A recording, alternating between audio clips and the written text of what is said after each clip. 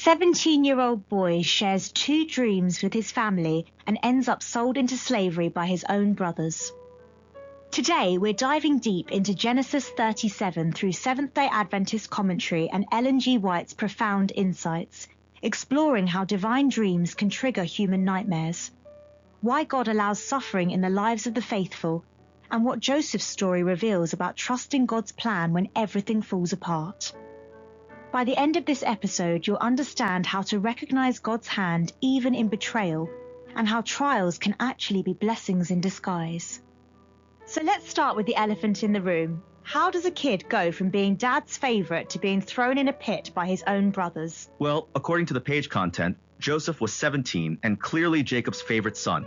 Genesis 37:3 tells us that Israel loved Joseph more than his other sons because he had been born to him in his old age, and he made him a richly ornamented robe, that famous coat of many colors. Right, but that favoritism created some serious family drama, didn't it? Absolutely. The page content shows that when his brothers saw their father love Joseph more than any of them, they hated him and could not speak a kind word to him.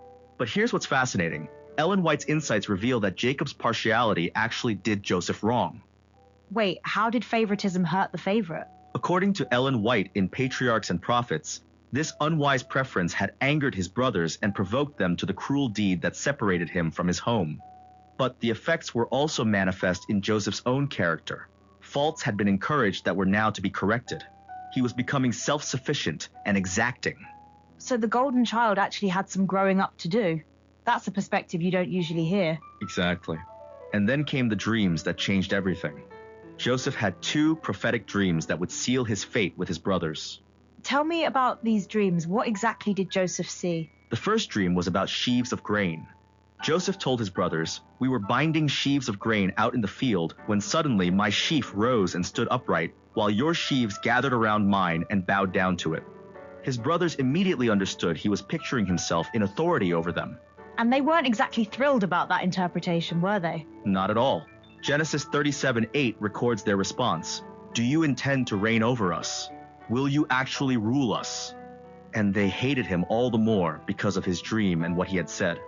But Joseph didn't stop there, did he? He had a second dream. Right, and this one was even more provocative. He told them, "I had another dream, and this time the sun and moon and 11 stars were bowing down to me." This time, even his father rebuked him, asking if his mother and father and brothers would actually bow down to him.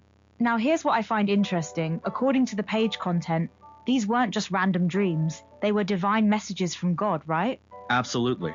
The page content from Bible Hub emphasizes that these dreams were not just random images, but divine messages from God. It teaches us that God can communicate his plans for us in unique ways, and we should be open to the dreams and visions God places in our hearts. But here's what's fascinating. According to Dr. Ken Rathbun's analysis, the dreams weren't specific enough for Joseph to understand exactly what God had in mind. Joseph didn't know when, how, or what God would accomplish as a result of his dreams. That's such a crucial insight. God gives us glimpses of his plan, but not the full blueprint. It requires faith to trust the process without seeing the complete picture. And that trust was about to be tested in the most brutal way possible. What happened when Joseph went to check on his brothers? Jacob sent Joseph to Shechem to see if all was well with his brothers and the flocks. But when they saw him in the distance, before he even reached them, they plotted to kill him. They said, "Here comes that dreamer. Come now, let's kill him and throw him into one of these cisterns and say that a ferocious animal devoured him. Then we'll see what comes of his dreams." That's chilling. They literally called him that dreamer with such contempt. It shows how much they resented not just Joseph, but the very idea that God might have special plans for him. Jealousy had escalated to the point of plotting murder. But Reuben tried to intervene, didn't he? Yes, the page content shows that Reuben attempted to save Joseph by suggesting they throw him into a pit instead of killing him. He said, "Do not shed his blood. Throw him into this pit in the wilderness, but do not lay a hand on him." The analysis points out this shows the importance of speaking up for what's right, even in small ways. So they stripped him of that famous coat and threw him in the pit. But then what? They just left him there? Actually, that's where divine providence enters the story in an unexpected way. A caravan of Ishmaelites happened to pass by at just the right moment. The page content notes this wasn't coincidence, it was the role of providence. So instead of murder, they sold their brother into slavery. I'm not sure that's much better. From a human perspective, absolutely not. But here's where Ellen White's insights become profound. She writes that Joseph, with his captors on the way to Egypt, could see in the distance the hills where his father's tents lay. He wept bitterly, thinking of his loving father in loneliness and affliction. That image is heartbreaking. A 17-year-old boy being taken away from everything he knew. Ellen White describes how the scene at Dothan came up before him. He saw his angry brothers and felt their fierce glances, heard the stinging, insulting words that met his agonized entreaties. He looked forward to the future with a trembling heart, wondering what would be his lot in this strange land. For a time, he gave himself up to uncontrolled grief and terror, right? Exactly. But here's the remarkable insight from Ellen White. In the providence of God, even this experience was to be a blessing to him.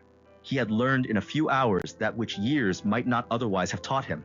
Wait, this trauma was actually a blessing. How does that work? According to Ellen White, Joseph realized that his father's partiality and indulgence had actually harmed him. This unwise preference had not only angered his brothers, but had encouraged faults in Joseph's character that needed correction. He was becoming self-sufficient and exacting, unprepared to cope with real difficulties.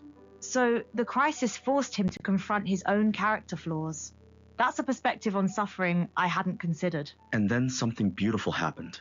Ellen White describes how his thoughts turned to his father's God.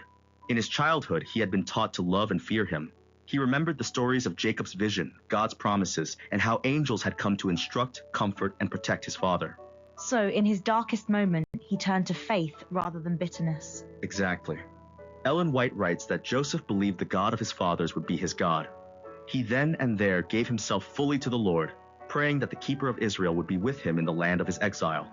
His soul thrilled with the high resolve to prove himself true to God under all circumstances. That's incredible. One day's experience transformed him from a petted child to a man, thoughtful, courageous, and self-possessed. That's exactly how Ellen White describes it. The terrible calamity had been the turning point in Joseph's life, transforming his character completely. Now, let's talk about the theological implications here. The page content mentions, this grapples with the interplay of human free will and divine sovereignty. How do we understand that? That's from the scriptureinsight.org analysis, and it's brilliant. The brothers' actions were clearly driven by their own emotions and decisions. They chose jealousy, hatred, and betrayal. Yet they inadvertently set in motion a chain of events that aligned with God's greater plan for the salvation of many.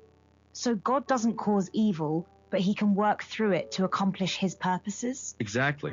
The page content emphasizes that while the text doesn't overtly state it at this point, later reflections in Genesis reveal that God was orchestrating these events for a larger purpose.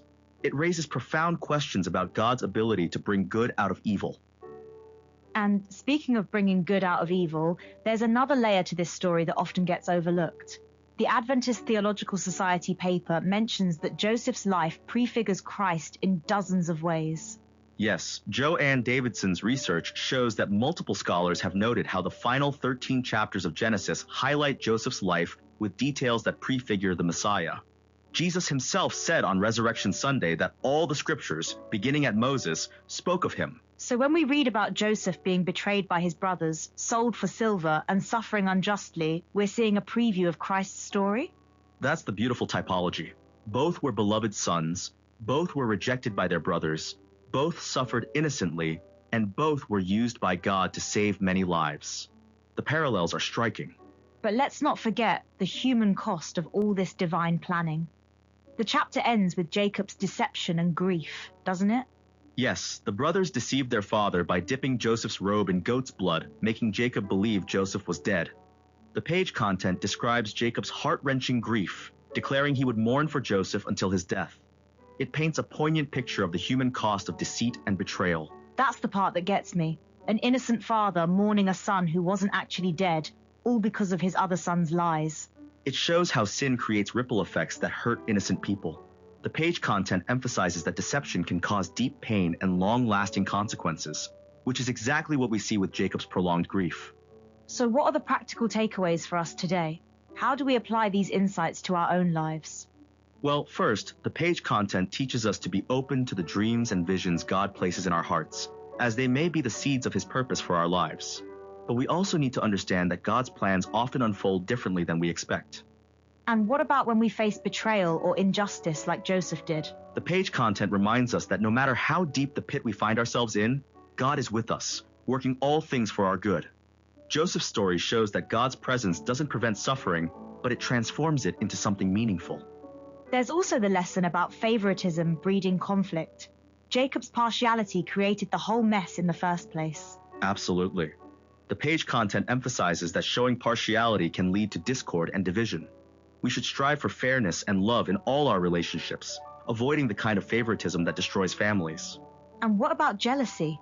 That seems to be the driving force behind the brothers' actions. The page content warns that jealousy, if left unchecked, can lead to destructive behavior. We need to guard our hearts against envy and seek contentment in what God has given us, rather than resenting what others have received. There's also Reuben's example of speaking up, even when it's difficult. Yes, the page content highlights how Reuben's attempt to save Joseph, even in a small way, shows the importance of using our voice to stand for what's right. Sometimes we can't prevent all harm, but we can still make a difference. You know what strikes me most about Ellen White's insights? The idea that suffering can actually be God's blessing in disguise, teaching us lessons we couldn't learn any other way. That's perhaps the most counterintuitive truth in this whole story. Joseph's terrible experience became the very thing that prepared him for his future role. Without the pit, there would have been no palace. Without the betrayal, there would have been no salvation for his family. And the dreams that started it all, they weren't just about Joseph's personal destiny, were they? Not at all. Dr. Rathbun's analysis shows that the fulfillment had a wider scope than Joseph could ever have imagined.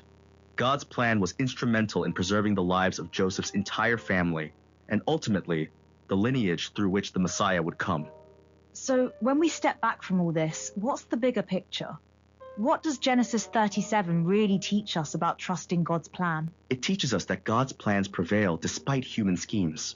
Even when people choose evil, God can weave their choices into his greater purpose. The page content emphasizes trusting that God's plans for us are good, even when circumstances seem dire. And it shows us that character development often comes through trials, not comfort. Joseph needed to learn lessons that his privileged position couldn't teach him. Exactly. Ellen White's insight that he learned in a few hours what years might not have taught him is profound. Sometimes God allows difficult circumstances because they're the only way to prepare us for our destiny. Here's what I want listeners to remember. When you're facing your own pit experience, when dreams seem shattered and people have betrayed you, remember Joseph. His story shows that God can transform even the worst betrayal into the greatest blessing. And remember that the dreams God gives you may not unfold the way you expect, but they will unfold according to his perfect timing and purpose. Joseph's dreams took decades to fulfill, but they were worth the wait.